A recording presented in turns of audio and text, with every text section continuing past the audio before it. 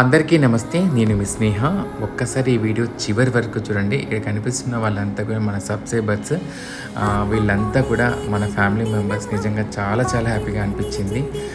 మనం ఏదైనా సాధించాము అంటే ఇలాంటి సందర్భంలోనే, అంటే వాళ్ళు చెప్పే మాటల్లోని మనకు ఒక హ్యాపీనెస్ అనిపిస్తుంది. అదే మనం సాధించామని చెప్పేసి అనుకోవచ్చు.